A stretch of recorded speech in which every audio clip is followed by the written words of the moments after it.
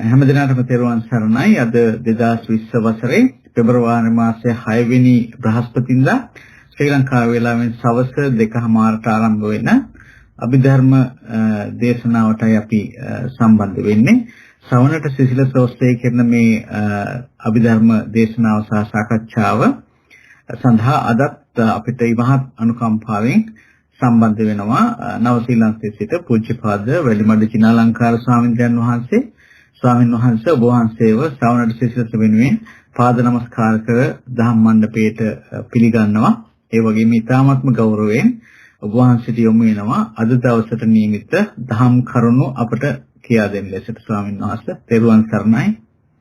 නමෝ තස්සේ භගවතු වරහතෝ සම්මා සම්බුද්දස්ස නමෝ තස්සේ භගවතු වරහතෝ සම්මා සම්බුද්දස්ස නමෝ තස්සේ භගවතු අරහතෝ සම්මා සම්බුද්දස්ස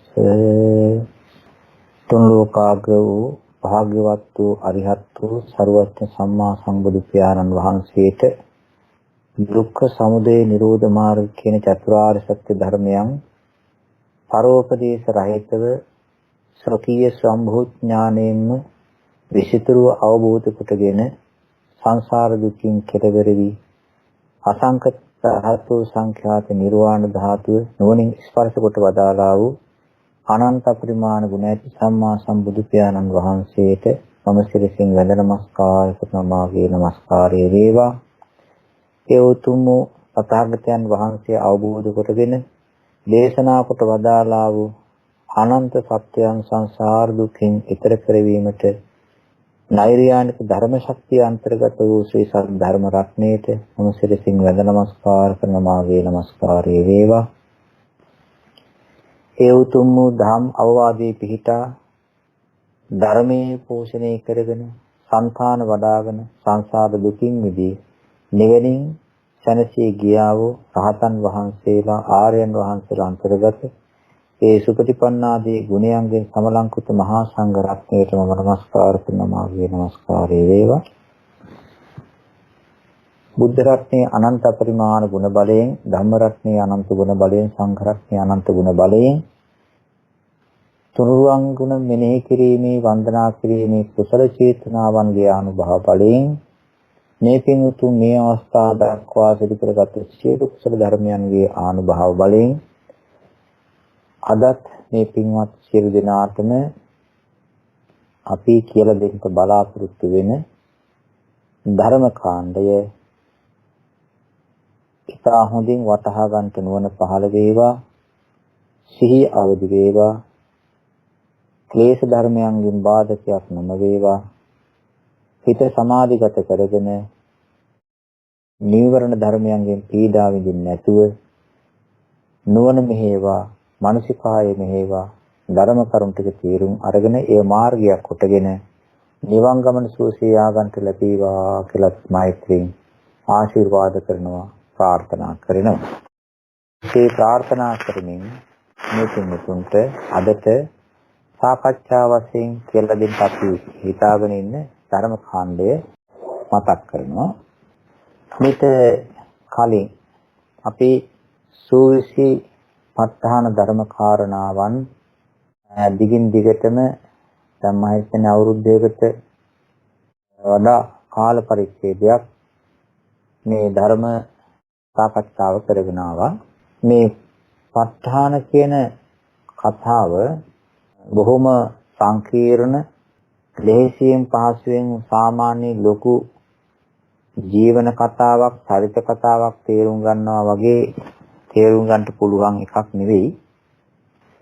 ඒකට හේතුව සත්වයෝ, මනුස්සයෝ මේ පුද්ගල අදහස්, සත්ව අදහස් හිතේ දරාගෙන ඉන්න පිරිසක්.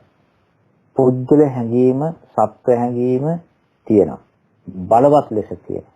ඒක නිසා අපි කතාන්දරයක් කියනකොට ඒක රහට හිතට අහු වෙනවා. ඒක රහට හිතට දැනෙනවා. ඒක රහත හිතට ග්‍රහණය කරගන්න පුළුවන්.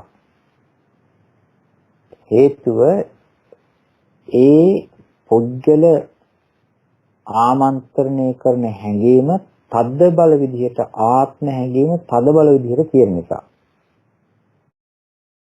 ඒක නිසා ලෝකේ චරිත කතාවන්, නව කතාවන්, ඒ වගේම දේශනාවන් ඔය දෙක තේරුම් ගන්න පුළුවන්. නමුත් මේ අභිධර්ම විස්තරයට එනකොට තිබෙන්නේ මේ අභිධර්ම විග්‍රහයේ තිබෙන්නේ පුජ්‍යල ආමන්ත්‍රණ නැති සත්ත්ව ආමන්ත්‍රණ නැති කෙනෙක්ගේ කියලා ආමන්ත්‍රණයක් කරන්නේ නැති ආමුතුම විදිහේ ධර්ම කාණ්ඩ පමණක් කතා කරන ධර්ම විස්තර පමණක් කියන එකක් මේකේ තියෙනවා.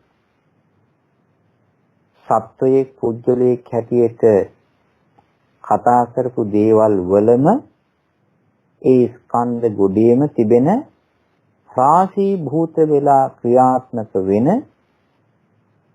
ධර්ම කොටස් විතරයි.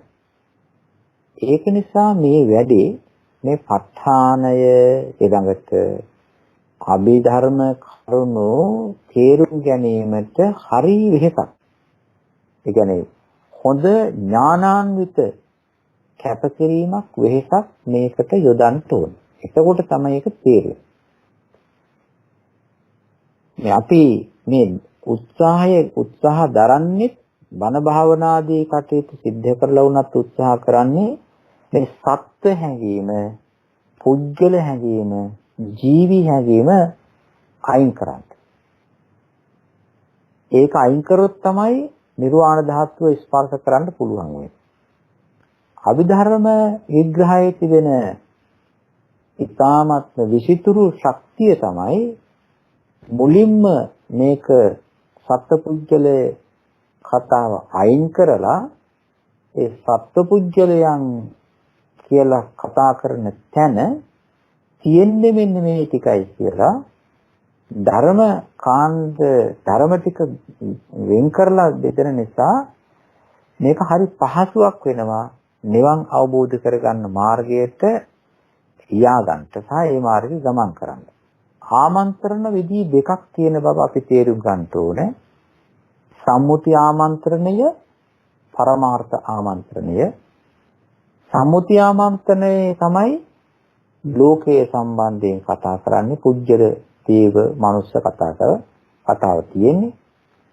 පරමාර්ථ ධර්ම ආමන්ත්‍රණයේ ඒක සම්පූර්ණ ගලවලා දාලා නාම ධර්ම කියලා ටිකක් තියෙනවාය, රූප ධර්ම තිබෙනවාය, ඊළඟට චෛතසික ධර්ම තිබෙනවාය, නිර්වාණ ධාතුව යනුවෙන් ධර්මයක් තිබෙනවායි කියලා ඒවා වෙන වෙනම ගලවලා එන්නනවා. මේක නිසා මේ පුජ්‍යල කතාවක් මෙතෙන්ට ඉදිරිපත් වෙන්නේ නැති නිසා සත්‍ය කතාවක් නැති ධර්ම ගුණ තිබෙන නිසා අපේ අහගෙන ඉන්න පින්වතුන්ට මේවට සම්බන්ධ වෙන පින්වතුන්ට විශේෂයෙන්ම ඔය ධර්ම මොනවද කියලා තේරුම් ගන්නට හිතන්ට හරි මානසිකාර්මය කුසල වීරියක් යොදන්න වෙනවා. ඥානාන්විත කුසල වීරියක්. ඉතින් ඒක තමයි අපි මේ පසුගිය කාලේ දිගටම කරගෙන ආවේ. මේ අපි අවසන් කරා ගිය සතියේ ඉතුරු වෙලා තිබිච්ච අතරමං වෙච්ච අතහැරී ගිය විපයුත්ත ප්‍රත්‍ය පිළිබඳව. ඊට කලින් මම කිව්වා මේ නත්ති ප්‍රත්‍ය ගැන ආපු ප්‍රශ්නයකට සාකච්ඡා වශයෙන් කරුණු ටිකක් ඉදිරිපත් කරනවා කියලා. මම මේ ඒක තමයි අද මේ පින්වතුන්ට කියලා දෙන්න බලාපොරොත්තු වෙන්නේ. මේ අනන්තර ප්‍රත්‍යයයි ඊළඟට නත්ති ප්‍රත්‍යයයි කියන දෙකේ එක සමාන වෙන්නේ නැහැ. හැබැයි පුංචි ළඟ ගතියක් ඕකේ තියෙනවා. මේ ධර්මතා දෙක ක්‍රියාත්මක වීමේදී ළඟ ගතියක් තිබෙනවා. ඒක නිසා මේ පින්වතුන්ට අපි ඒකේ කොටසක් මතක් කරනවා. මේක තේරුම් ගන්නට නම් නත්ති ප්‍රත්‍යයයි අනන්තර ප්‍රත්‍යයයි දෙක පිළිබඳව මේ වෙලාවට අපේ මතකය අවදි කර ගන්න ඕනේ. අනන්ත ප්‍රත්‍ය කියන්නේ අපි මේක ඉස්සෙල්ලා කතා කරපු ප්‍රත්‍ය ධර්මයක්. ඒ අනන්ත ප්‍රත්‍ය කියලා කියන්නේ දැන් බලන්න අපි එක සිතක් පහළ වෙනවනේ.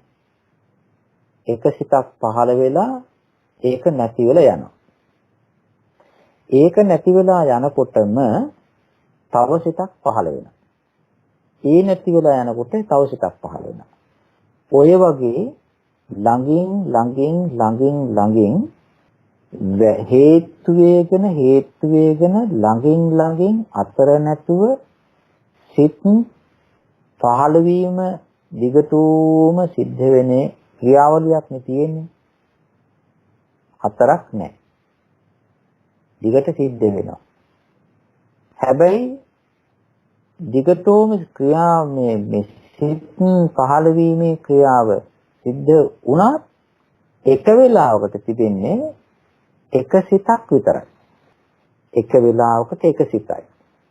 ඒ සිත ඇති වෙලා මොකක් හරි වැඩක් කරලා නැති වෙලා ගියාට පස්සේ තමයි අනිත් හිතට පහළ වීමට අවස්ථාව කරන්නේ. ඔය ධර්ම ස්වභාවය තමයි තියෙන්නේ. එතකොට මේවා ඇවිල්ලා මේ නාම ධර්ම ඕලාරික රූප ධර්ම රූප ගුණ එහෙම නෙවෙයි. මේවා පුදුම නාම ධර්ම සමූහයක්. රංචු ගැහිලා හැදෙන ධර්ම. ඒකේ ඉස්සර වෙලා පහළ වෙච්ච හිත නැති වුණාම පස්සේ සිතක් පහළ වෙනවා. ඒක අපි කිව්වා. ඒක තමයි ධර්ම ස්වභාවය. ඒ ඉස්සර වෙලා ඇති වෙච්ච හිතේ තිබෙනවා ස්වභාවයක්, ශක්තියක්, අමුතු ගැම්මක්.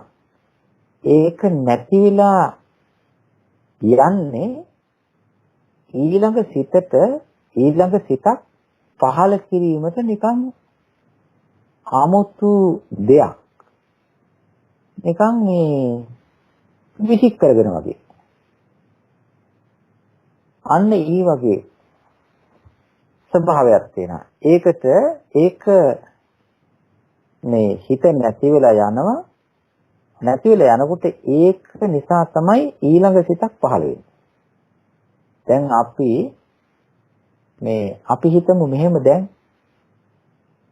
අපිට මේ වෙලාවේ මේ මොහොතේ යම්කිසි හිතක් තියෙනවා.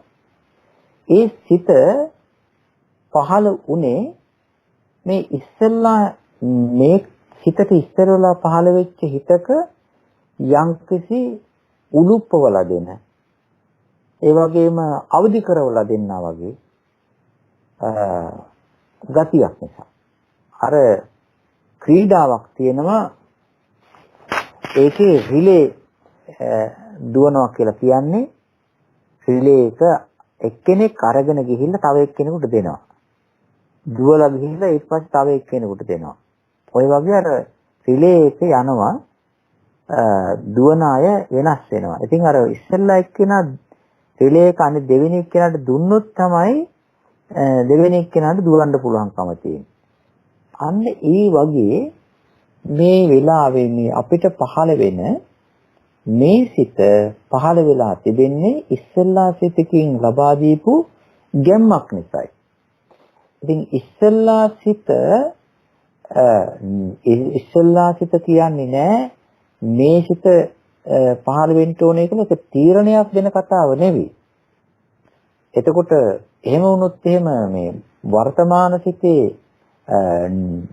නිරූපකයා එහෙම නැත්නම් වර්තමාන සිතේ හදපු එක්කෙනා පරණ සිත වෙනවනේ. එහෙම එකක් නෙමෙයි 아무තු ගැම්මක් විතරක් ලබා දෙනවා. ඒක නිසා මේ වෙලාවේ පහළ වෙච්ච සිත පහළ වෙන්නේ මේක ඉස්සරලා පහළ වෙච්ච හිත නිසා. ඒ හිත පහළ වෙලා තිබෙන්නේ ඊට ඉස්සෙල්ලා හිත පහළ වෙච්ච නිසා. ඔය වගේ අතරක් නැතුව කලින් පහළ වෙච්ච සිත ආධාර කරගෙන දෙවෙනි සිත පහළ වීමේ ක්‍රියාවලිය දිගටම සිද්ධ වෙන නිසා ඒකට කියනවා අනන්තර ප්‍රත්‍ය කියලා. අනන්තර ප්‍රත්‍ය ගතිය තියෙන්නේ කලින් සිතටයි. දෙවෙනි සිත නෙවෙයි. දෙවෙනි සිත ඇවිල්ලා ප්‍රත්‍යෝපන්න සිතයි. දෙවෙනි සිත තමයි අර ඉස්සල්ලා සිතක් පහළ වෙච්ච හින්දා පහළ වෙන හිත. ඉතින් මේක දිගටම තියෙනවා. යම් කිසි දවසක සසරේ කොහේ හරි සිත් පහළ වීමක් සිද්ධ වුණා නම් එතන ඉඳලම අනන්තර ප්‍රත්‍ය ශක්තිය මේක දිගටම ගිහිලා තියෙනවා. මේ අනන්තර ප්‍රත්‍ය ශක්තිය නැති කියලා කියන එක සිතක් තියෙනවා. ඒ කියන්නේ එතනින් පස්සේ සිත් පහළ වෙන්නේ නැහැ. ඒ තමයි අනන්තර ශක්තියක් නැති, අනන්තර ප්‍රත්‍ය ගතියක් නැති, අනන්තර ප්‍රත්‍ය ගුණයක් නැති එකම හිත රහතන් වහන්සේ නමක් පිරිනිවන් පාන අවස්ථාවේදී පහළ වෙන ශ්‍රුතිසිත මේ අනන්තර ශක්තිය නැහැ. අනන්තර ප්‍රත්‍ය ගුණේ නැහැ. ඒක නිසා රහතන් වහන්සේගේ ශ්‍රුතිසිතෙන් පස්සේ හිත් පහළ වීමක් නැහැ. එතෙන්ද කියනවා නිවි කියක් කියලා. ඒ තිබුණා නම් එහෙම ආයෙ දිගට පහළ වෙන්න එපායි. සාමාන්‍ය මිනිස්සෙක් එහෙම නැත්නම් දෙවියෙක් එහෙම නැත්නම් බ්‍රහ්මයෙක් සත්‍යයේ සංසාරයේ ඉන්න කෙනෙක්. රහත් භාවයට පත් වෙච්ච නැති කෙනෙක්. සුත වුණොත් ඒ සුතිසිතේ අමුතු ගතියක් තිබෙනවා. සුත වීමේ තිබෙනවා ස්වභාව කිපයක්. සුත වීමේ තිබෙන්නේ අදාළ භවය අයින් කිරීම. අදාළ භවය කෙලවර කිරීම. එහෙම වුණාට ඒ හිත දිගට වැඩ කරපු මනුස්ස ජීවිතය හරි දිව්‍ය ජීවිතය හරි බ්‍රහ්ම ජීවිතය හරි තිරිසන් ජීවිතය හරි මොකක් හරි ඒ කාලයකට රැඳී තිබිච්ච ඒ භවය අවසන් කිරීමේ කටයුත්ත චුතිසිතෙන් සිද්ධ වුණාට අනන්තර ප්‍රත්‍ය කියන එක ඒකේ තියෙනවා. අනන්තර ප්‍රත්‍ය ශක්තිය තියෙන හින්දා ඒකෙන් කරන්නේ චුතිය වෙනකොටම ප්‍රතිසන්දිය කියන එක හදලා දෙනවා. ඒක නිසා මේ සාමාන්‍ය මිනිස්සෙකුගේ දෙවියෙකුගේ තිරිසන් සත්වයෙකුගේ චුතිසිත ඇවිල්ලා අනන්තර ප්‍රත්‍යයෙන් යුක්තයි. ඒක නිසායි ප්‍රතිසන්දිය. ප්‍රතිසන්දියෙන් පස්සේ ඊට පස්සේ ඇති වෙන භවංග සිත්. ප්‍රතිසන්දි සිතක් අනන්තර ප්‍රත්‍යයෙන් යුක්තයි. භවංග සිතුත් ඇවිල්ලා මේ අනන්තර ප්‍රත්‍යයෙන් සමන්නාගතයි. ඒක නිසා මේ හැම සිතක්ම පහළ වෙනකොට පහළ නැති වෙනකොට අනිත් ඒ අදාළ හිතක් මතු කරන්ට ගුණ කරන්ට හැදෙන්න 아무තු මේ ගතියක් නිකන් ඇති කරගෙන යන ස්වභාවයක් ඕකේ තියෙනවා. ඔය තමයි අනන්තර ගුණය, අනන්තර ශක්තිය, අනන්තර ප්‍රත්‍ය. ඊළඟට ඔගේ අර ප්‍රත්‍යඋප්පන්න ධර්ම ඔක්කොම මේ අනත්ති ප්‍රත්‍යයට සමානයි. හැබැයි මේකේ අනෙක් කාරණේ අපි තේරුම් ගන්න ඕනේ මේ මෙහෙම. දෙවනුවට හිතක් පහළ වෙන්න දෙවනුවට හිතක් පහළ කරන්නට නිකන් පරම්පරානුයාත නෑදෑකමක් එහෙම නැත්නම් හයියක් දීලා දෙන ගතිය ඒ පළවෙනි සිතට තිබුණත් එහෙම තිබුණත් ඒ පළවෙනි සිත එතනින් අයින් වෙන්න ඕනේ. ඒක දෙවෙනි එකට උදව් කිරීම ප්‍රත්‍ය ශක්තිය කියන එක ඒක වෙන එකක්. ඒක දබා දීලා එයා එතනින් අයින් වෙන්න ඕනේ. අයින් වුණාන් පස්සේ තමයි දෙවෙනි හිත එතන පහළ වෙන්නේ. ආන්න ඒ පළවෙනි සිතේ දෙවෙනි සිතට දෙන ශක්තියට කියනවා අනන්තර ශක්තිය කියලා. අනන්තර ශක්තිය දීපු හිත එතනින් නැති වෙලා තුරන් වෙලා අයින් වෙලා හිතනක් හදලා දෙනවට කියනවා නත්ති ගුණය කියලා. නත්ති ප්‍රත්‍ය කියලා. දැන් මේ බලන්ට ඒකේ තිබෙන අමුතු ගතිය. දෙවෙනි එකට යම් කිසි ශක්තියක් ලබා දෙනවා. හැබැයි දෙවෙනි සිත පහළ වෙන්න හිස්තනකුත් ඇති කරලා යනවා. හිස්තන ඇති කිරීම නැත්te ප්‍රත්‍යයයි දෙවෙනි එකක් මතු කිරීමට පෙළගස්වා දීම අනන්තර ප්‍රත්‍යයයි. හරි ළඟ දෙයක්. දැන් අපි හිතමු මෙහෙම කෝප්පයක් තියෙනවා. කෝප්පයකට කෝප්පේ වතුර තියෙනවා. අපිට තේ බොන්න ඕනේ.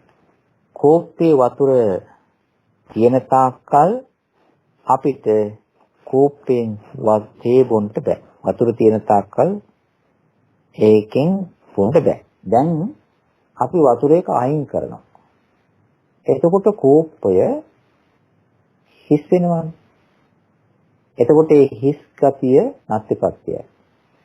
ඒ වගේම ඒ කෝප්පයේ ප්‍රමාණයට තව එකක් දාන්න පුළුවන් ගතිය කියලා ගත්තොත් එතන තිබෙනවා අනන්ත ප්‍රත්‍යය. ඔන්න ඔය විදිහට තමයි අනන්ත ප්‍රත්‍යයයි නැත්ති ප්‍රත්‍යයයි දෙක අපි ඒකේ තිබෙන වෙනස තේරුම් ගන්න ඕනේ වෙන්නේ. පොඩි නූලකින් වගේ හිට මෙහෙට වෙන්නේ. පුංචි කෙන්දකින් වගේ හිට මෙහෙට වෙන්නේ. මේ ධර්ම මේ හරි බලවත්. හරිම බලවත්.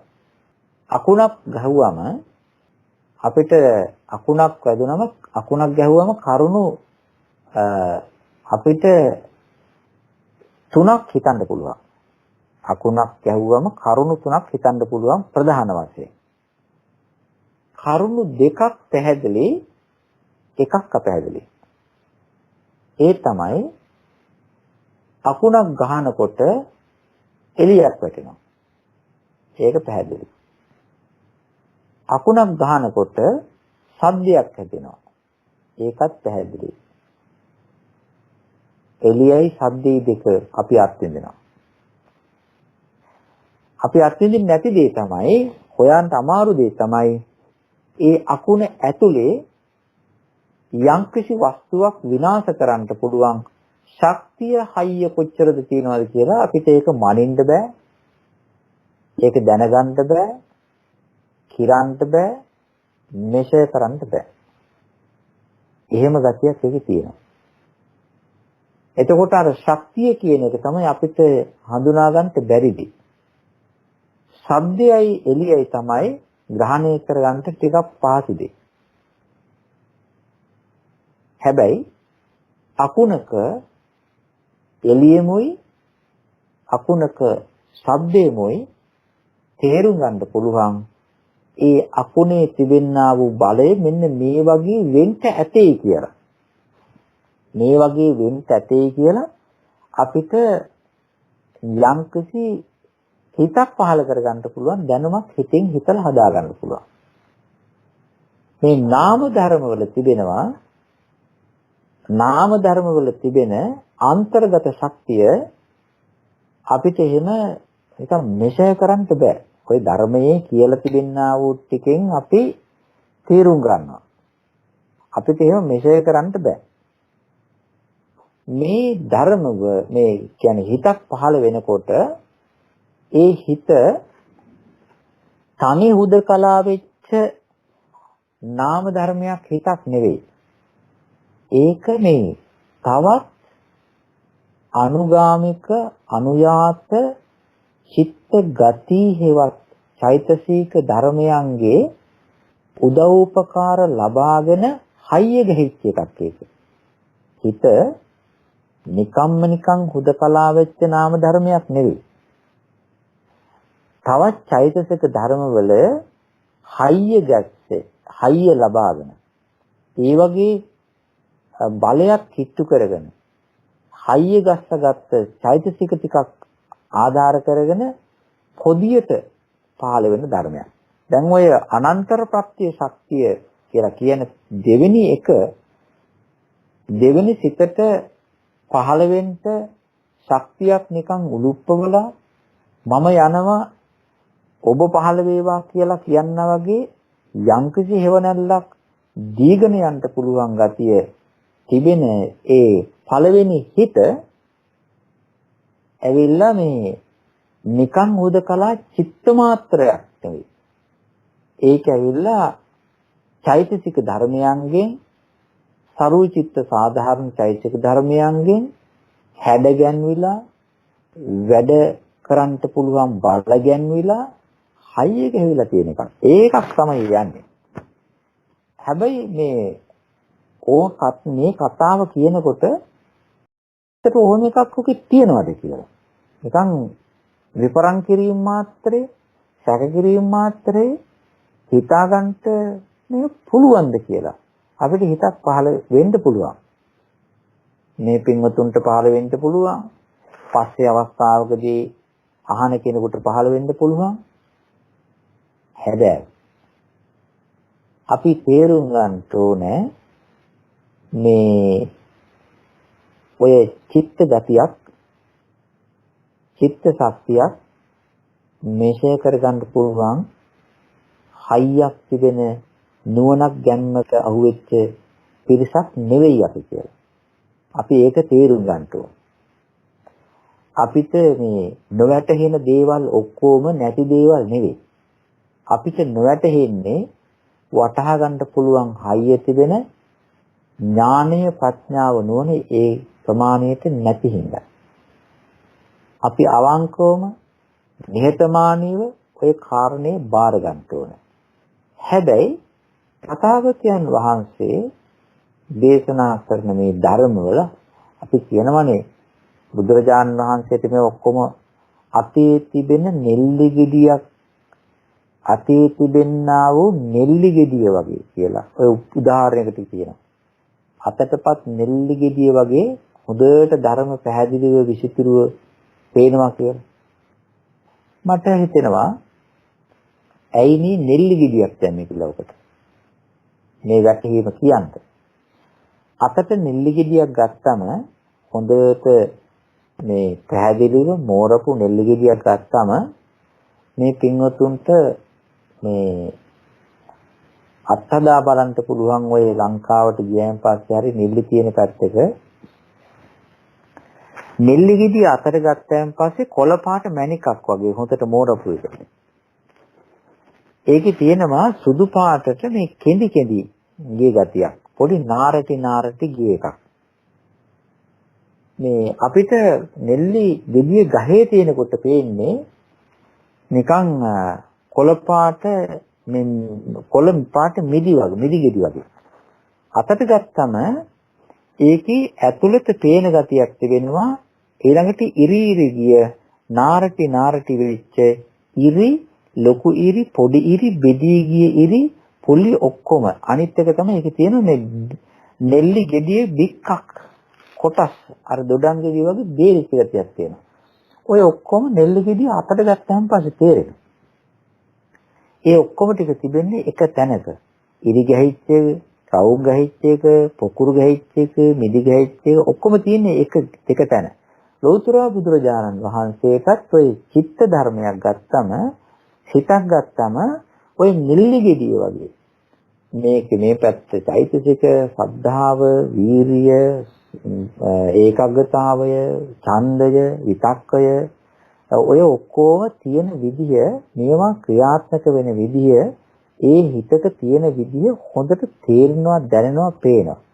ඒක නිසා මේ නෙල්ලි ගෙඩියක් අතට ගත්තාසේ තථාගතයන් වහන්සේට මේක පේනවා. ඔය හිතක් කියලා කියන්නේ චෛතසික ධර්මයන්ගෙන් හැඩගැන්වෙච්ච, බලගැන්වෙච්ච, තෙදගැන්වෙච්ච ධර්මයක්. ඒක නිසා ඉස්සර වෙලා නැති වී යන හිත දෙවෙනි ඒ වගේම අදාළ අඩුවෙන් හරි වැඩියෙන් හරි චෛතසික ධර්ම සමූහයක් ඇතුව හිතක් උපදින්ට හිතකට ගැම්ම බලයේ දීගෙන ඊළඟට ඉස්සර වෙලා චෛතසික හිතේ චෛතසිකයක් ටිකක් දෙවෙනි එකට නිකන් මග පෙන්නාගෙන ඒ වැඩේ කරන අන්න අනන්තපත්යේ තිබෙන ස්වභාවය. අනිත් එක එහෙම හයිය තිබුණත් පොකුරක් වුණත් නැති වෙලා යනවා. ඒක සම්පූර්ණයෙන් පහළ වෙච්ච හිත එතනින් අභාව වෙලා නැති වෙලා ඉවත් වෙලාම සුද්ධ වෙලා යන්න ඕන. අන්නේ හිස් ගතිය තැන තමයි අර දෙවෙනි හිත තවත් බලයක් හදාගෙන මතුවෙන්නේ. ඉතින් මේක මේ අපි නාමික වාසයෙන් අපි කියනවා මේ පස්ස වේදනා සංඥා චේතනා ඒකග්ගතා ජීවිතේන්ද්‍රයේ මානසිකාර විතක්ක ਵਿਚාර අදිමොක්ඛ වීර්ය පීති ඡන්ද ඔය විදිහට අපි මේ නාමිකව කියනවා. ඉතින් මේ ධර්ම දන්නේ නැහැ ඒවට කොහොම නම් කතා කරනවායි කියලා. ධර්ම දන්නේ නැහැ ඒවට එහෙම කියනවා කියලා. ඒවා අමුතුම විදිහේ තනි ධර්ම එකට වැඩ කරනවා. කරන්ට් එක විදුලිය දන්නේ නැහැ. ඒ ධර්ම වලට ඒ විදුලියට ඒ කරන්ට් එකට ඉංග්‍රීසියෙන් කරන්ට් එක කියනවා පවර් එක කියනවා සිංහලෙන් විදුලිය කියනවා කියලා ඒක දන්නේ නැහැ. හැබැයි අපි කතා කිරීම සඳහා එහෙම වචනයක් තියාගෙන තිබුණත් ඒ බලය 아무තු විදිහට ඒක තියෙනවා. අපි හිතමු විදුලිය කියන එක පාවිච්චි කරන්නේ නැත්තම් පාවිච්චි කරන්නේ නැහැ වචනේ. කරන්ට් එක පාවිච්චි කරන්නේ නැහැ. ඊළඟට තමයි මේ පවර් කියලා පාවිච්චි කරන්නේත් නැහැ.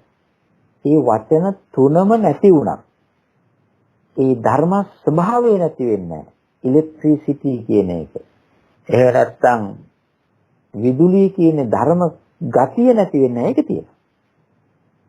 ඒ වගේ මේ නාම ධර්ම ඒ ගති ටික එකතු වෙලා ක්‍රියාත්මක වෙනවා.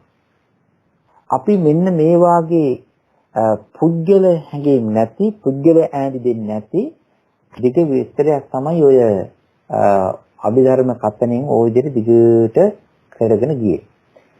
මේ කතාව තේරුම් ගන්නට මේ අනන්තර ප්‍රත්‍යයයි නත්ති ප්‍රත්‍යයයි දෙක තේරුම් ගැනීමට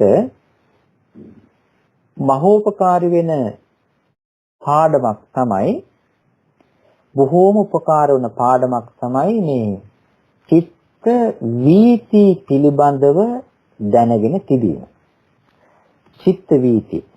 ඒ චිත්ත වීති ගැන හොඳටම දැනගත්තම ඒවා යෙදෙන විදිහ දැනගත්තම එතකොට තමයි කෙනෙකුට මේකේ හැඩය රසය මේ ධර්මය පැහැදිලිව තේරුම් ගන්නට පුළුවන් හැකියාවක් තියෙනවා. කෙනෙක් අහන්න පුළුවන් මෙහෙම මොන සූත්‍රයේදී චිත්ත වීති තියෙන්නේ කියලා. ඔය දෙක දේශනා කරලා තියෙන්නේ. කොහොම අහන්න පුළුවන් වාගේ එක මේ සූත්‍රයේ කිව්වේ නැත්නම් ඔයගේ ප්‍රශ්න අහන්න වෙනසෙ ඉන්නකොට.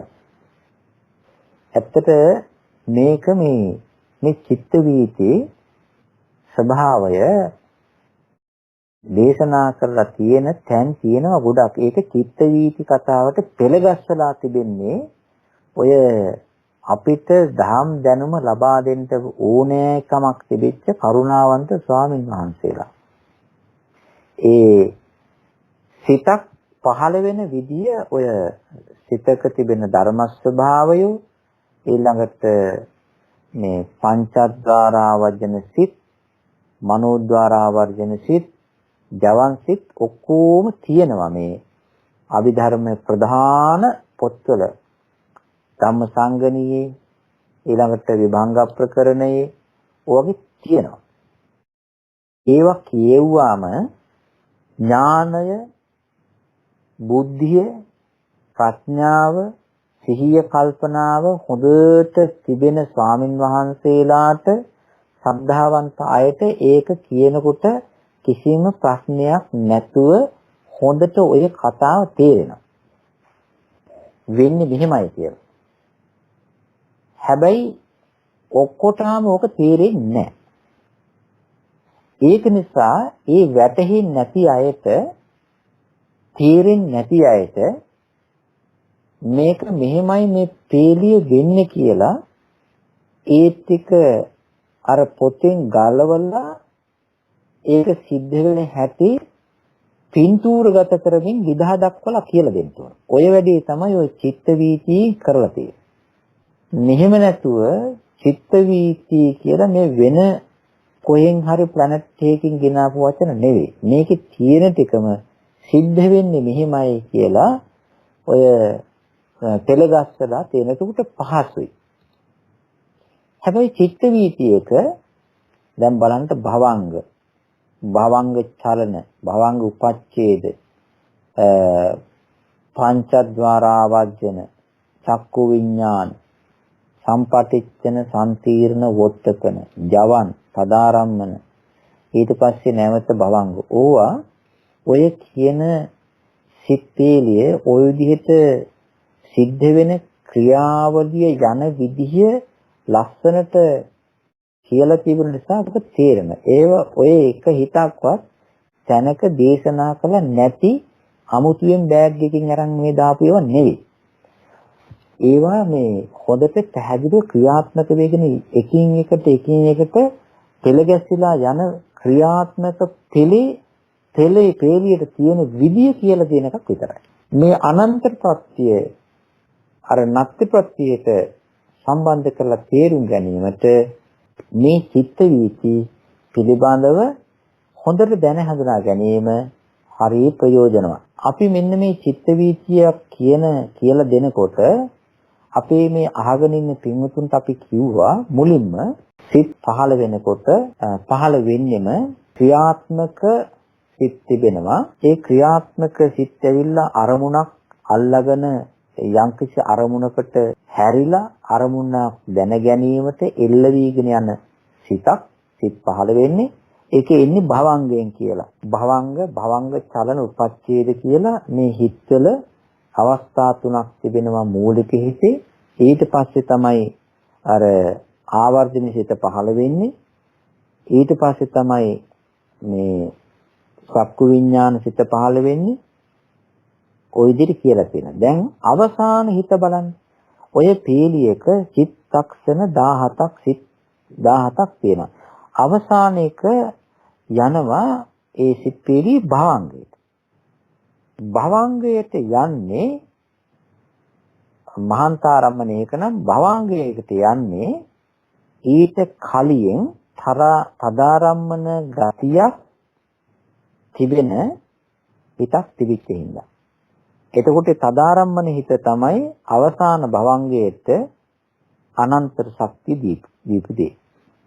ඊළඟට ඒ තදාරම්මණයට අනන්තර ප්‍රත්‍ය ශක්තිය දුන්නේ ඊට කලින් තදාරම්මණය. තදාරම්මන දෙකක් තියෙන සිත් පේලික අවසාන.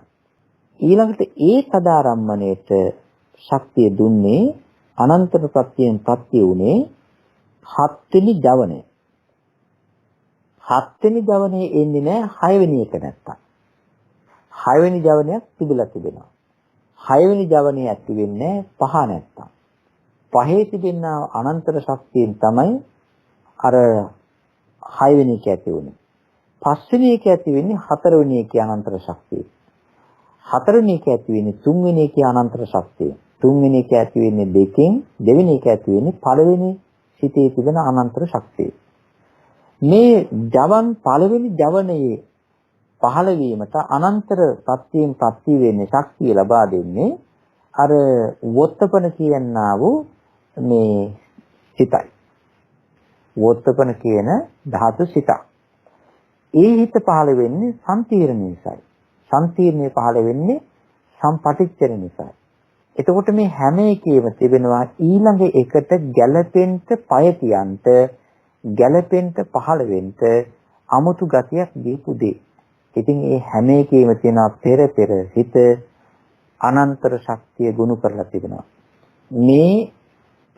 මේ කියන්නා වූ පේලිය පිටිපස්සට යනවා චක්ක විඥානේ ආවර්ජන සිත භවංග උපච්ඡේදේ භවංග චලනේ ඊට පස්සේ භවංග කලින් භවංග මේ ජීවිතේ භවංගයක් හැදෙන්නේ අපිට ප්‍රතිසන්දියක් නිසායි. ප්‍රතිසන්දියක් හැදෙන්නේ පෙර ජීවිතේ චුතියක් නිසායි. මේක පේලියට ওই විදිහට තමයි පිටිපස්සට යන්නේ.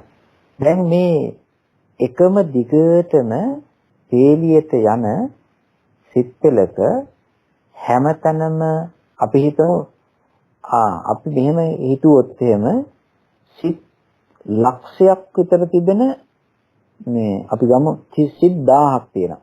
සිත් 1000ක් පේලියට තිබ්බම එක වැලකට දාලා ඒ සිත් පේලියේ ඒ සිත් 1000ම හැමතැනම කරන්නේ එකම වැඩක් නෙවෙයි. ඒ පේලියේ තිබෙන සිත් 1000ට එක එක තැන්වලට තිබෙන්නේ එක එක වෙන වෙනම වැඩ. ඒ වෙන වෙන වැඩ කරන්ට උදව්පකාර කරන චෛතසිකත් ඒ සිත් වලට ලැබෙන්නේ අඩුවෙන් වැඩියෙන් එක එක මට්ටමට එක එක ප්‍රමාණයට. සමහර සිතක් දැලීම කරනවා, සමහර සිතක් ඇසීම කරනවා. ඒ හිත් වලට අරමුණු වෙන අරමුණු 17ම හම්බෙන්නේ එකම වෙන්නේ නැහැ. ක්‍රියාත්මක වීම වශයෙන් වෙනස්, දැලීම් දැකීම වශයෙන් වෙනස්, ඒ වගේ බලයේ වශයෙන් වෙනස්, හැම එකකින් වෙනස්කම් තියෙනවා. හැබැයි ඒ සිද්ධා පේලියේ ඒ සිද්ධාම එක පේලියක ඉන්නවා වෙන්න පුළුවන්. ඒකයි එකේ කෙරෙන්නා වූ 1000න් වෙන සිත් වල වැඩ කටයුතු වෙනවා. ඒක නිසා ඒ වැඩ කටයුතු වෙනස් වුණාට මුලින් කරපු වැඩේට ඉදිරිපත් වෙච්ච සිතයි චෛතසික ටිකයි ඒක නැති වෙලා යනකොටම ඊළඟට ඔයාට මෙන්න මේ වැඩේ බාරයි කියනවා වගේ අමුතු තල්ලුවක් දීගෙන තමයි මේ කියන්නේ. දැන් චුතිසිත බලන්න. චුතිසිත කියන එක චුතිසිත නැති වෙනකොටම මම මෙහෙන් චුත කරනවා ඔන්න ප්‍රතිසන්දියක් තියෙනවා නම් අවස්ථාව කියලා කියන්න වගේ කියාගෙන තමයි පුතඥයෙකු ගිහිම නැත්තම් රහත් වෙච්ච නැති ආර්යයන් වහන්සේ නමගේ හිතක චුතිය සිද්ධ වෙන්නේ. ප්‍රතිසන්දියකට අවස්ථාව ග්‍රවුන්ඩ් එක හදලා තියෙනවා. ඉතින් මෙන්න මේ ධර්ම ස්වභාවය ටික ඕකේ තියෙනවා. ඉතින් අපි අර අනන්තර ප්‍රත්‍යයයි නැති ප්‍රත්‍යයයි දෙකේ තිබෙනා වූ වෙනස ඔන්න ඔය විදිහට සූක්ෂමව සියුම්ව තියෙන බව අපි තේරුම් ගන්නට ඕනේ. මේ පින්වතුන්ට මතක ඇති අපි මේ කතාව ඉස්සර කියන වෙලාවේදී අවස්ථා දෙකක් විශේෂයෙන් සැලකුවා කියලා. අවස්ථා දෙකක්. ඒ කියන්නේ ඒක කිව්වේ නැත්තම් මතක් කරලා දුන්නේ නැත්තම් ඒක මේ හොඳ නැහැ. මේ පින්වතුන්ට ගැටලුවක් වෙන්න පුළුවන්. එකක් තමයි මේ අපි තේරුම් ගන්න ඕනේ මේ කාලය. කාලය කියලා කියන දේ. දැන් අපිට ප්‍රශ්නයක් වුණාම අපි කියනවා මේ කාලයෙන් ඕක විසදෙයි කියලා. ඕක කාලය විසින් විසඳලා දෙයි කියලා කියනවා. කාලය කියලා ඇත්තටම ප්‍රශ්න විසඳන්නට එහෙම ධර්ම ස්වභාවයක් නැහැ.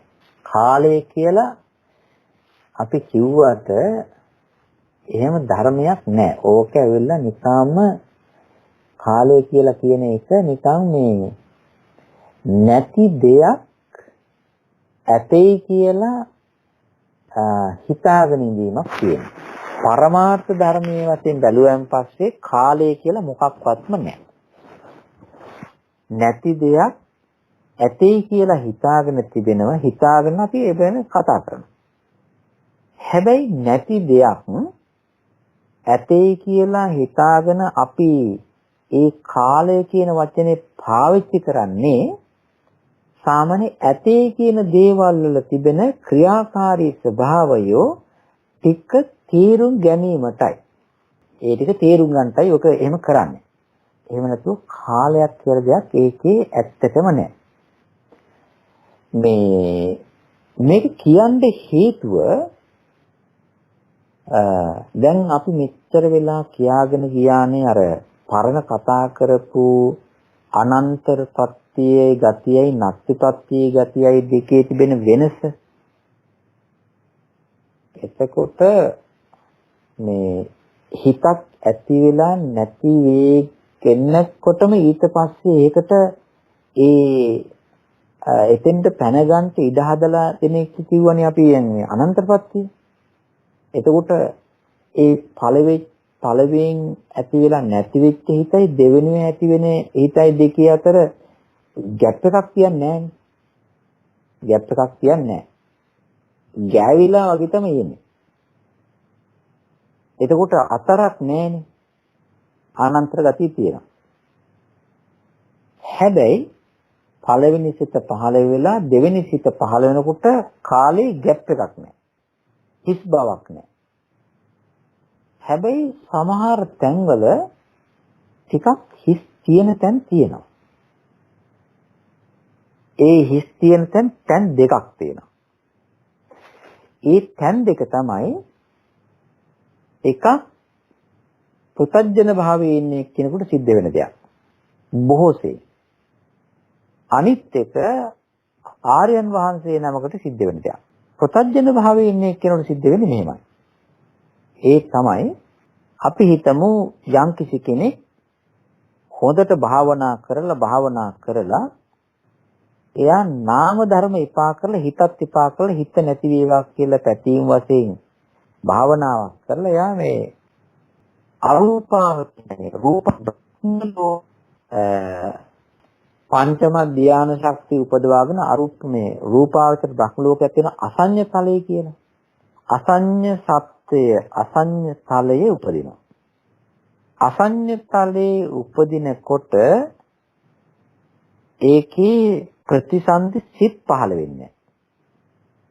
ප්‍රතිසන්දි සිත් නැති හිතක් නැති ඇඟක් විතරක් පහළ වෙනවා.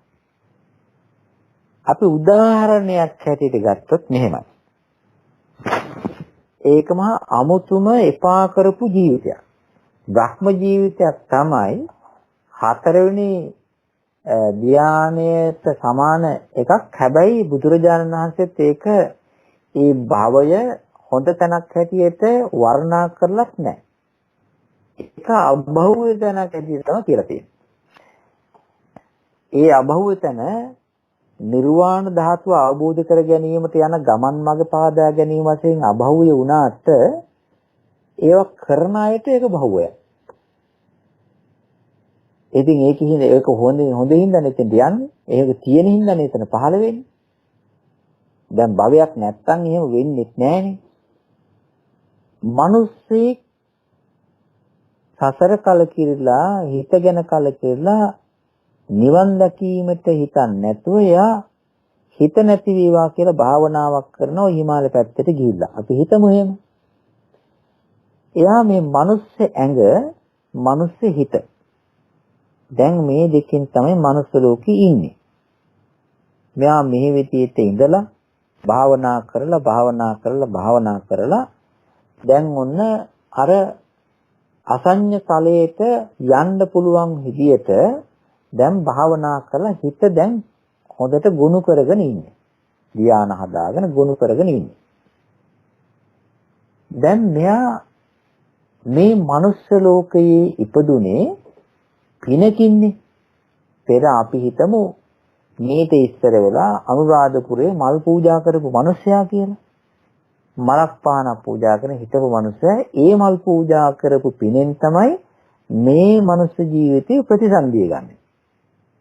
එතකොට එයාට මේ ප්‍රතිසන්දිය ගන්නට ආරම්භණීය උනේ අර මල් පූජා කිරීම. එතකොට මල් පූජා කිරීමක් පදනම් කරගෙන ජනිත වෙච්ච කුසල කර්මයකින් ප්‍රතිසන්දි හිතකින් තමයි මේ මනුස්ස ජීවිතය ආරම්භ වෙන්නේ. එතකොට එයා ඒ හිතක් තමයි එයාට භවංගේ වෙන්නේ. දැන් එතකොට මල් පූජා කරපු මිනිස්සෙක් දැන් මේ මනුස්ස ලෝකේ ඉන්නේ. එතකොට ඒ මිනිස්සයා තමයි දැන් ඔය හිමාලයට ගිහිල්ලා ඔය භාවනාව කරන්න. මේක උපකල්පනය කරනවා මේ විදිහට. දැන් භාවනා කරලා දැන් එයා වයසට ගිහිල්ලා දැන් චුත වෙන්න යනවා. දැන් මෙතනින් බලන්න මේ මිනිස්සයා මනුස්ස ලෝකීට ප්‍රතිසන්දි වශයෙන් එනකොට මෙයාට හම්බ වෙනවා ප්‍රතිසන්දි සිතයි ප්‍රතිසන්දියත් එක්ක ඇඟකට අවශ්‍ය රූප පොඩ්ඩකුයි. කියන්නේ රූප ටිකක් හම්බ වෙනවා. එතකොට ප්‍රතිසන්දියයි ප්‍රතිසන්දි සිතයි රූපයයි ඇඟයි රූපයයි දෙකටම අවශ්‍ය පොඩි පුංචි මූලික ධර්ම දෙකක් මනුස්ස ලෝකයේ ඉස්සෙල්ලා මව කුසේ පහළ වෙනවා. එතකොට ඊට කලින් යාට එහෙන් චුත ඉස්සක් පහළ වුණා. දැන් මේ භාවනා කරලා මෙයා මෙතනින් අයින් වෙලා යනකොට දැන් උපදිනකොට යාට ඇඟට ඇඟයි හිතයි දෙකම හම්බුණා. දැන් මෙයා මෙහෙන් භාවනා කරලා යනකොට චුතිය හැදෙනවා. චුතියෙන් පස්සේ එයාට අසඤ්ඤ තලයේ ඇඟක් පහළ වෙනවා. එයාවත් දන්නේ නැති. ඒ උපන්න මිනිහා දන්නේ උපන් කෙනා දන්නේ මගේ ඇඟ මොකද්ද කියලා. එහෙම එකක් තියෙනවා. මේ එහෙම එකක් දැන් උපන්න කෙනා දන්නේ තමන්ගේ ඇඟ ශරීරය මොකද්ද කියලා. හේතුව එයාට හිතක් පහළ වෙන්නේ නැහැ. හිත පරම්පරාවේ මෙතනදී මේ ජීවිතයේ චුතියෙන් එයාගේ හිත తాවකාලික නැති වුණා. ඇඟ කන්ටිනියු වුණා. එහා පැත්තේ තියෙන කාම හිතක් නැති ඇඟක්. ඒ ඇඟ ඒ විදිහටම තිබිලා ඒ ඇඟ නැති වෙනවා. ඒකට කියනවා එන්න ඒ බ්‍රහ්මයා කල්ප 500කින් චුත වුණා කියලා. ඊට පස්සේ ඒක නැති වුණාම අර නැවත හිතක් යාට කොහේ හරි තැනක ප්‍රතිසන්දිය ගන්නවා. හිතක්. දැන් බලන්න මේ ජීවිතයේ චුතියයි ඊළඟ ජීවිතේ නෙවෙයි තුන්වෙනි ජීවිතයේ ප්‍රතිසන්දියේ අතර කාලය කොච්චරද? කල්ප 500යි. දැන් හිතලා බලන්න මේ කල්ප 500ක අතර කාලයේ දැන් මෙයා චුතියයි ප්‍රතිසන්දියයි අතර කොච්චර කාලයක් තියෙන කල්ප 500ක් තියෙනවනේ. හැබැයි මේ කොච්චර කාලයේ වශයෙන් අපි හිතන කාලය කල්ප 500ක් ගත වෙලා තිබුණත් මේ මිනිස්සයා මෙතනින් චුත වෙනකොට හැදිච්ච චුතිසිත තමයි ඊළඟ තුන්වෙනි ජීවිතයේ ප්‍රතිසන්දියට අනන්තර ප්‍රතිශක්තිය ලබා දෙන්නේ.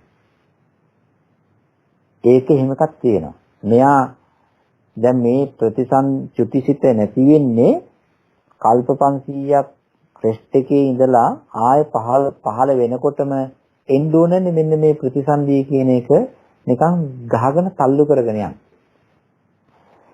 මේ හැබැයි ඇඟ දන්නේ නැහැ ශාරීරියේ අයිතිකාරයා දන්නේ මේ මගේ ශරීරය කියලා. එහෙම එකක් නැහැ. ඒක නිකන් නැවතිලා දැන් මේ මට පතක් වුණා කතාවක්. සමහර අය දන්නේ මේ Tamanට සිද්ධ වෙන දේ. යමක් සිද්ධ වෙනවා ඒක දන්නේ නැහැ. මම මේ පොඩි දරුවෙක්ගෙන් මේ ළඟදී ඇහුවා මේ ඔයා බත් කෑවද කියලා. ඔයා කෑම කෑවද කියලා. ඔව් කෑවා කිව්වා. මං ඇහුවා මේ ඔයා මොනවද කෑවේ කියලා. ඊට පස්සේ කිව්වා මේ ඒක නම් දන්නේ නැහැ. අම්මගෙන් ගිහිල්ලා අහන්න ඕනේ කියලා. ඒකට බලන්න ඒ දරුවා කෑම කෑවද කියලා අම්මද කෑවුවා. මොනවද කෑවේ කියලා ඇහුවම් පස්සේ ඒක දන්නේ නැහැ කිව්වා. අම්මගෙන් ගිහිල්ලා අහන්න ඕනේ කියලා කිව්වා. මොකද්ද මේ වෙලා තියෙන්නේ? ඒ ළමයා දන්නේ කටට දාන්නේ මොකද්ද කියලා අම්මා ගුලි කර කර දෙනවා කටට දානවා එයා හපලා ගිලිනවා. වෙලා තියෙන්නේ ඒකයි. එයා දන්නේ මොනවා කනවද කියලා. හැබැයි මොනවා හරි කනවා. ඔය අසඤ්ඤතලයේ තිබෙනා වූ ගතියත් උප්පත්තියක් හැටියට මොකක් හරි උපදිනවා. උපන්නා වූ කෙනා දන්නේ මං කොහෙද කියලා. හැබැයි අතර තිබෙනවා ප්‍රචුතියයි ප්‍රතිසන්දිය අතර කාලේ 500ක් වුණාට කල්ප වශයෙන් අනන්ත ප්‍රත්‍ය දෙනවා. ඔන්න පෘථග්ජනයාගේ තිබෙනා වූ ස්වභාවය. අනිත් එක තමයි රහතන් වහන්සේලා අෂ්ට සමාපත්තිලාභී ස්වාමින් වහන්සේලාට මේ තිබෙනවා හිත නවත්තලා ඉන්න පුළුවන් තැනක්. ඒකට කියනවා නිරෝධ සමාපatti ගත වෙනයි කියලා. නිරෝධ සමාපත්තියකට සමවදින්නා වූ ස්වාමින් වහන්සේලා ඉන්නේ දෙන්නයි. එක්කෝ රහතන් වහන්සේ නමක් වෙන්න ඕනේ. එහෙම නැත්නම් අෂ්ට සමාපත්තිලාභී අනාගාමින් වහන්සේ නමක් වෙන්න ඕනේ. ඉතින් ඒ අනාගාමින් වහන්සේ හරි රහතන් වහන්සේ හරි නේව සංඥා නා සංඥායතනෙන් අයින් වුණාට පස්සේ උන්වහන්සේගේ හිත නිරෝධ සමාපත්තියට නිරෝධ ගත වෙනවා. ඒ කියන්නේ ක්‍රියාත්මක වෙන්නේ නැහැ. ඊට පස්සේ පැයක් හරි දෙකක් හරි දවසක් හරි කොච්චර හරි කාලයක් ඉඳලා නැවත එනවා හිත. ඒතකොටක් තියෙනවනේ කාලයක්. ආන්නේ ඒ කාලෙත් නැවෙලා පළවෙනි නේව සංඥා නා සංඥායතන සමාපatti සිත තමයි ඊළඟට පහළ වෙන්නා වූ හිතට මේ ඇති වෙන්නේ අනන්තර ප්‍රතිශක්තිය වෙන්නේ. ඔන්න ඔය අවස්ථාව තමයි දෙක තමයි ආර්යයන් වහන්සේගේ සහ මේ ආර්යයන් වහන්සේගේ සහ පෘථග්ජන පුද්ගලයෙක් අතර කාල වශයෙන් දීර්ඝව තිබෙනාම අවස්ථා දෙක. ඉතින් මේ හිතක් ගැන කියාගෙන යනකොට මේ හිතවල තියෙන මහා අමුතුම විදිහේ ගනුදෙනු කරන හැකියාවල් අමුතු දේවල් මේ හිත මේ විදිහට අධ්‍යයනය කිරීම දැන ගැනීම තේරුම් ගැනීම ඒකාන්තයෙන් අපි විසින් කළ යුතුයි. එතකොට තමයි මේක මේ හේතුඵල ධර්මයන්ගෙන් අයින් වෙලා අපිට යන්න පුළුවන්කම තියෙන්නේ. ඒ නිසා මේ පින්වත් හැම දිනාටම අපි අද මෙන්න මේ ධර්ම කාරණා දෙකේ තිබෙනා වූ වෙනස තමයි මේ අපි කියලා දුන්නේ. තවත් එකක් තමයි අපි තව අපේ අභිධර්මයේ ඉගෙන ගන්න පින්වතුන් තව කරුණු ටිකක් දැනගන්න ඕන.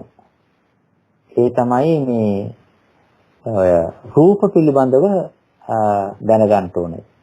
රූප බෙදලා තිබෙනවා. ඒ තමයි දැන් චිත්තජ රූප තිබෙනවා. ඊට පස්සේ චිත්තජ රූප කියලා වෙනම කොටසක් තිබෙනවා. ඊළඟට ප්‍රතිසන්දි කර්මජ රූප තිබෙනවා. ඊට පස්සේ බාහිර හැදෙන්නා වූ රූප තිබෙනවා. ඒවට කියනවා බාහිර රූප කියලා. එනකට අපේ ශරීරයේ හැදෙන ආහාරජ රූප කියලා වෙන කොටසක් තිබෙනවා. ඍතුජ රූප වෙනම තියෙනවා.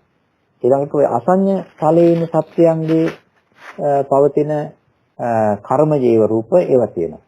අනිත් එක ප්‍රවෘත්ති කර්මජ රූප තිබෙනවා. මේ විදිහට මේ රූප අවස්ථා 7කට වෙන් කරලා තිබෙනවා. මේ අවස්ථා 7 තේරුම් ගැනීම හරිය ප්‍රයෝජනවත්. එකක් තමයි චිත්ත වීති පිළිබඳව නැවත නැවත දැනුවත් වෙන්න ඕනේ. ඊළඟට මේ රූප බෙදීමක් තිබෙනවා ගොඩවල් 7කට ඒ 7 දැනුමක් ඇති වෙන්න ඕනේ. ඊළඟට මේ හිතවල තිබෙනා වූ විවිධත්වයක් දැනගන්න ඕනේ. මේවත් එක තමයි අපිට මේ අභිධර්මය මේ දක්වා කරගෙන එන්න පුළුවන් වුණේ තව පිරිසුදු දැනගන්න පුළුවන් වෙන්නේ මේක නිසා. ඒක නිසා මම අද මේ පින්වතුන්ට මෙතෙකින් මේ කියලා දීපු කාරණා ටික අවසන් කරනවා.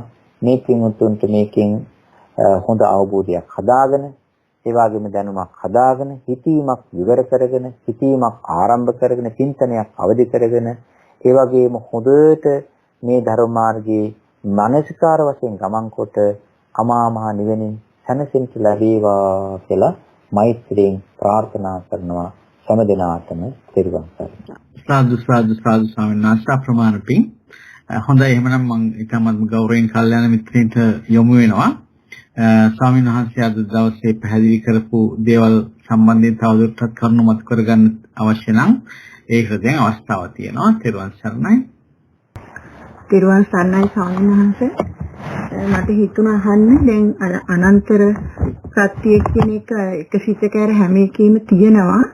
එතකොට ඒක අනිත් හිතට ඇති වෙන්න ශක්තියක් ලැබලා දීලා නැති වෙනවා කියලා කිව්වා. ඒතර නැති ප්‍රත්‍ය කියන්නේ නැති වෙන ඒකේ දැන් ක්ෂණයක් පැවතිලා නැති වෙන්නේ නැති ප්‍රත්‍ය නිසාද කියලා එහෙම හිතන එක වැරදිද ස්වාමීන් වහන්සේ? මේ ඇත්ත වශයෙන්ම මේකේ මේ ඕක හිස් බව නැති බව පැහැදිලි කිරීම සඳහා කියලා දීපු විස්තර කරලා තියෙනවා කියන ප්‍රත්‍ය ධර්මයක් තමයි මේ ඔය නැති ප්‍රත්‍ය කියලා කියන්නේ. ඇත්තටම මේ නැති එකක් ඔය කියපු නිසා මෙන්න මේක මේ කියන්න පුළුවන් මෙන්න මේ විදිහට. අඹ ගෙඩියක් කෑමම වතුර පිපාසය නැති වෙනවා, බඩගින්න නැති වෙනවා. එතකොට ඒ අඹ ගෙඩියේ තිබෙනවානේ අපේ වතුර පිපාසය නැති කරන, බඩගින්න නැති කරන යම්කිසි ගතියක්. එතකොට ඒකේ තියෙනවානේ කුසගින්න නසන ශක්ති විශේෂයක්, බඩගින්න නසන, පිපාසයේ නසන ගුණ විශේෂයක්, ශක්ති විශේෂයක් ඒකේ අන්තේ තියෙනවානේ. එහෙම තියෙන්නේ එහෙම ඒ අඹ ගෙඩියක් කියලා දෙයක් තියෙන නිසානේ. එතකොට අඹ ගෙඩියක් කියලා දෙයක් නැති වුණාම නැති දෙයක ඒ වගේ ශක්තියක් හිතෙන්ද විදිහක් නැහැනේ. ඒ වගේ මේ හිතක් පහළ වුණාම තියෙන හිතක ශක්තියක් ගැන කීම තමයි අනන්තර ප්‍රත්‍ය වෙන්නේ. එතකොට අනන්තර ප්‍රත්‍ය කියලා කියන එකේ අනිත් දෙවෙනි හිතට නිකන් අමුතු දෙයක් දෙන්න හරි කියලා මුලින් හිතක් මොකක් හරි කබල් හිතක් හරි තියෙනවනේ. එතකොට තිබිච්ච එකක ශක්තියක්, තිබිච්ච එකක ඡායාවක් නේ අර මේ වද්දලා දෙන්නේ. එතකොට නැති කියන එකේ නැති දෙයක එතන හිතකුත් නැහැ. තිබිච්ච හිතත් ගිහිල්ලා.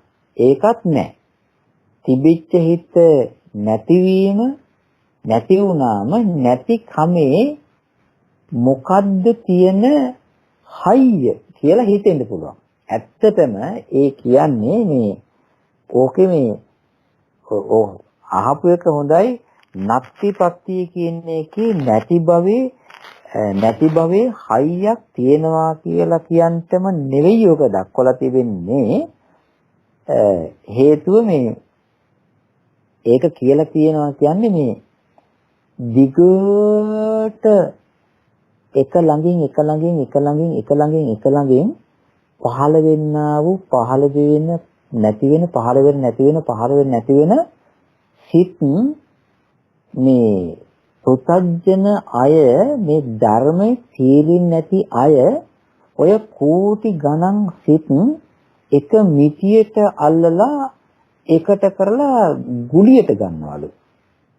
පැකට් කරලා තේලි ගස්සලා ඒක හින්දා දෘෂ්ටිගත වෙනවලු. ඒක හින්දා මේ හිත කියලා කියන එක මෙච්චර කාලයක් මෙච්චර ලොකුයි, මෙච්චර මහතයි, මෙච්චර හිතකින් මෙච්චර හිතන්න පුළුවන් කියලා ගන්නවලු. ඔය දෘෂ්ටිගත වීම නැතිකරන්ට, ඒ දෘෂ්ටියට අහු වෙන එක වළක්වන්නට උපකාරක ධර්මයක් හැටියට තමයි ඔය නැති කියන පත්‍ය ගතිය දක්වලා තියෙන්නේ. ඇත්තටම නැතිකමේ ශක්තියක් තියෙන එක නෙවෙයි, නැතිකමේ නැති භවයේ තිබෙන්නා වූ ස්වභාවය තව එකකට හේතු වෙනවා කියන එක දක්වන්න තමයි ඔය නැති ප්‍රත්‍ය දක්වලා තිබෙන්නේ. හැබැයි ඒකේ අර ප්‍රත්‍ය උප්පන්න ගතිය දක්වන එක නම් අනන්ත ප්‍රත්‍යයට ලං කරලා දේශනා කළා කියනවා. ඒක නිසා ඒකේ තේරුම් ගන්න ඕනේ ඉස්සල්ලා හිත දෙවෙනි හිතට යම්කිසි සමාන ඡායාවක් වද්දාගෙන වගේ ගියත් ඒ නැතිවීම දෙවෙනි හිතට ඉස්සරලා ශක්තිය දීලපු එකේ නැති වෙලා හිස් බව තමයි. හිස් බව කියන එක තමයි එයා නැතිවීම තමයි, නැතිවීම මාත්‍රේ තමයි මේ දෙවෙනි හිතට එන්න පුළුවන්කම තිබෙන්නේ කියන විදිහට තේරුම් ගත්තා නම් හොඳයි කියලා අපි කරුණාවෙන් මතක් කරනවා. තේරුම් ගන්න. හොඳයි සාංශ, මම හිතුවේ ඒක නැති වෙලා යන්නේ නැති ප්‍රත්‍ය නිසා කියලා. ගොඩක් පින් සාංශ තේරෙනවා. තවත් කාට හරි ප්‍රශ්නයක් තියෙනවා නම් ඉදිරිපත් කරන්න. හොඳයි. හරිනක. අවසරයි ස්වාමින් වහන්සේ. ස්වාමින් වහන්සේ දැන් රහතන් වහන්සේලාගේ ඒ සුතිසිත කියන එකෙන් ශක්තියක් දෙන්නේ නැහැ කියලා නේ ස්වාමින් වහන්සේ ඉස්සර කළේ. එතකොට ස්වාමින් වහන්සේ මගේ පළවෙනි ප්‍රශ්නේ ඒ ශක්තියට මොකද වෙන්නේ කියන එකයි. දෙවෙනි ප්‍රශ්නේ තමයි ස්වාමින් වහන්සේ අසඤ්ඤ තලයේ ප්‍රතිසන්දිය ගත්තාම ඒ අසඤ්ඤ තලයේ තියෙන ආශි ප්‍රමාණයම විඳලාද කෙනෙක් එතනින් අයින් වෙන්නේ කියන එකයි මම දෙවෙනි ප්‍රශ්නේ ස්වාමින් වහන්සේ තෙරුවන් සරණයි. පළමුවෙන්ම දෙවෙනි ප්‍රශ්නය අසඤ්ඤ තලයේ යම්කිසි කෙනෙක් ඉපදුනොත් එහෙම ඒ බ්‍රහ්ම ලෝකවල තිබෙනා වූ මේ ස්වභාවය තමයි ඒ කාලේ ඉඳලා තමයි යන්නේ. ඒක තමයි ස්වභාවය. ඒ කියන්නේ නිශ්චිත ආයුෂ තියෙනවා ඒ වගේ ඒවට හේතුව විශේෂයෙන්ම කාම ලෝකවල වෙනස තමයි කාම ලෝකවල මේ කාම ධර්මය නිසා හිත කැළඹෙනවා. ඒක නිසා පිනකින් එහෙ ගියාන් පස්සේ වුණත් ඒගොල්ලෝ මේ වැඩේ සෞතු කරගන්නවා. සමහරලාට තරහ ගස්සගෙන හිත ඊට පස්සේ කෑම කන්ට බැරුව මේක ඒකට කියනෝනේ අර කියනෝනේ මේ මොකද්ද කිඩ්ඩාපදූසික කියලා ක්‍රීඩාවට ගියා කණ්ඩ බැරුවා මැරිලා යනවා. ඊට පස්සේ තරහා ගියන් පස්සේ සමහර අයට තරහා ගියන් පස්සේ මනස දූෂණය කරගන්නවා එතනින් චුත වෙනවා. ඒකට කියනවා මනෝපදූෂී කියලා. හැබැයි ඒවා කාම ලෝකේ. ඒක නිසා බ්‍රහ්ම ලෝකයේ ඉන්න සත්වයෝ ඒ ආවසේ වින්දනය කරනවා. ඒ නිශ්චිත ආවසේ ඉන්නවා. අනිත් එක තමයි අර රහතන් වහන්සේගේ හිතේ තිබෙනා වූ ඒ ගතිය චුතිසිතෙන් පස්සේ ආයේ නැවත හිතින්න ඒකට කියනවා අනාගත භවයක් ප්‍රාර්ථනාවක් කිසිසේත්ම නැති හින්දා අනාගත සිතක් නැවත ඇති වේවා කියලා කැමැත්තක් ආසාවක් ඡන්දයක් නැති නිසා ඒ ඡන්දය ඉස්සරහට පවතිවා කියන ඡන්දය අයින් කරපු නිසා මේ අය උගුල්ලවපු නිසා ඉවත් කරපු නිසා ඡන්දයක් නැති ගමින් ඕනෑකමක් නැති කමින් පැතීමක් නැති බවින් ඒ ස්වාමීන් වහන්සේලාගේ ඒ ශක්තිය එතනින්ම අතුරුදහන් වෙලා තුරන් වෙලා නැති වෙලා යනවා.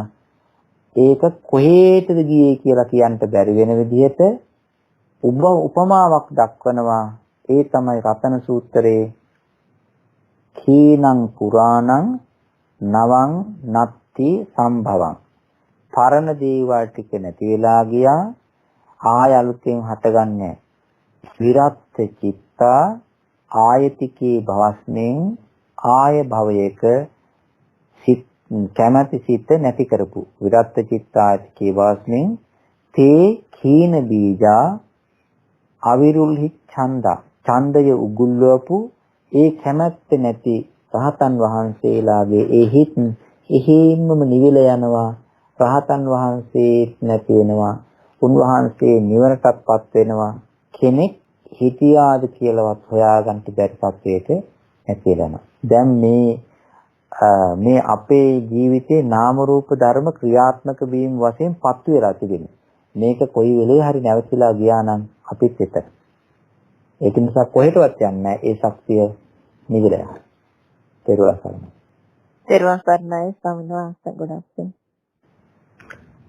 ස්වාමීන් වහන්සේ මම තේරුණා ස්වාමීන් වහන්සේ විස්තර කරපු කොටස් ටික අද අනන්තර ප්‍රත්‍යත් ඒ වගේම මේ නත්ති ප්‍රත්‍යත් කියන එකේ සම්බන්ධයත් වෙනසක් දෙකම තේරුණා ස්වාමීන් වහන්සේ. එතෙන්දී අනන්තර ප්‍රත්‍යයෙන් ප්‍රත්‍ය ශක්තියක් ලැබෙනවා කියන එක තේරුණා. ඒ වගේම මේ නාස්ති එහෙම නැත්නම් මේ නත්ති ප්‍රත්‍යයෙන් ඒ ප්‍රත්‍ය ශක්තියක් කියන නාස්තික ශක්තියක් නැති බවත් ඒක නිකන් අර අනිත්‍යත ජනිත කරන්නේ නැත්නම් ජනක ශක්තියක් පමණක් ඇති බවක් තේරෙනවා ස්වාමීන් වහන්සේ.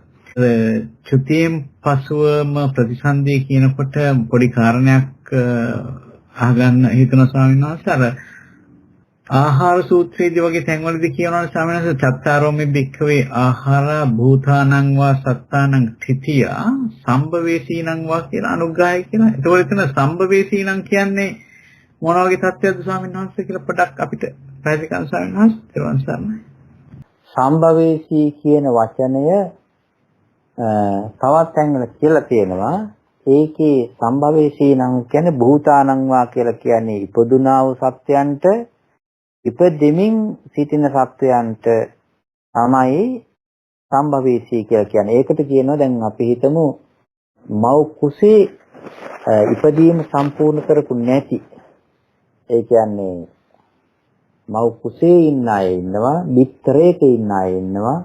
ඒ වගේ අයට තමයි සම්භවේශී කියන වචනේ පාවිච්චි කරලා තියෙන්නේ. ඔය තියෙන කරණීයමෙත්ත සූත්‍රයේ තියෙනවනේ ඒක. භූතාවා සම්භවේශීවා සබ්බේ සත්තා භවන්තු සුඛිතත්තා කියලා. ඉතින් ඒ භූතාවා කියලා කියන්නේ ඉපදිලා සම්පූර්ණ වෙච්ච අයට, සම්භවේශී කියලා කියන්නේ ඉපදීමේ ක්‍රියාවලියේ විකට අල්ලගෙන ඉන්න අයට. ඒකෙන් කියන්නේ ඒකේ ඔය සමහර වෙලාවට ඔය වචන පාවිච්චි කරනවා අර ඇස්තර බොඩියකටයි අර අන්තරා භවයේ කියකට දාගන්නටත් ඔය වචන පාවිච්චි කරන්න උත්සාහ කරන. එහෙම එකක් නෙවෙයි මේ තියෙන්නේ. ඔන්නයි ස්වාමීන් අප්‍රමාණ පින්. තවත් කාටරි කෙටියෙන් ප්‍රශ්නයක් මතු කරන්න අවස්ථාවක් තියෙනවා මම හිතන්නේ. කාටරි ප්‍රශ්නයක් තියෙනවද? හොඳයි. නැහැ වගේ නේද? හොඳයි ස්වාමීන් වහන්සේ අද දවසෙත් අප වෙනුවෙන් ඔබ වහන්සේ මේ කාල වේලාව නොබලා රාත්‍රී මධ්‍යම රාත්‍රියට කිට්ටු කාලයක් දක්වාම අප සමග රැඳී ඉඳලා මේ දහම් කරුණු අපිට මතු කරලා දීලා නිවන් මාර්ගයේ පහදා දීම සඳහා ඔබ වහන්සේ මේ ගන්න උත්සාහය කැපවීම අපි ශ්‍රවණ සිසස වෙනුවෙන් ඉතාමත්ම කෘතවේදීව පුණ්‍යානුමෝදනා කරනවා ඒ සම්බන්ධයෙන් ස්වාමීන් වහන්සේ. ඒ වගේම ඔබ වහන්සේ ඉතාමත්ම ගෞරවයෙන් යොමු වෙනවා අද දවසේ සාකච්ඡාව නිමා කරන ලෙසට. තෙරුවන් සරණයි ස්වාමීන් වහන්සේ. හොඳයි පින්වත්නි, හැම දිනාටම තෙරුවන් සරණයි, සැනසෙල්ලක් වේවා.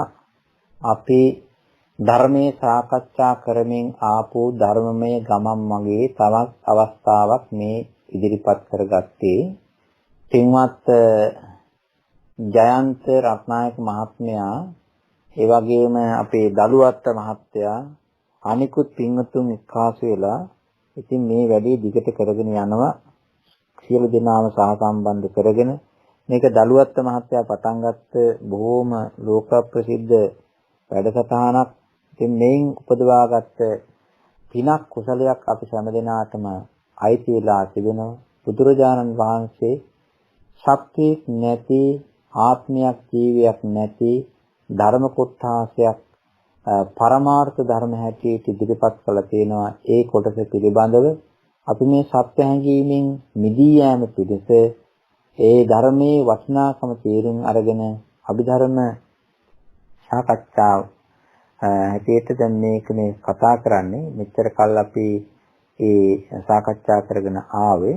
ඒ නිසා අද දවසෙත් මේ අනන්තර ප්‍රත්‍ය නත්‍ය ප්‍රත්‍යයේ තිබෙනා වූ ස්වභාවය තේරුම් ගන්නට උත්සාහ ගැනීමෙන් ඒ පිළිබඳ හිත මෙහෙයවීමෙන් උපදවාගත් පිනක් කුසලයක් තිබෙනවා. මේ පින් බලෙන් හැම දිනාටම දුකක් කරදරයක් නැතුව, හිංසාවක් පීඩාවක් නැතුව, ඒ වගේම චිත්ත මහන්සියක් වේගයක් නැතුව හොඳින් කුසල ධර්මයන් දියුණු කරගෙන යන්න ලැබේවා.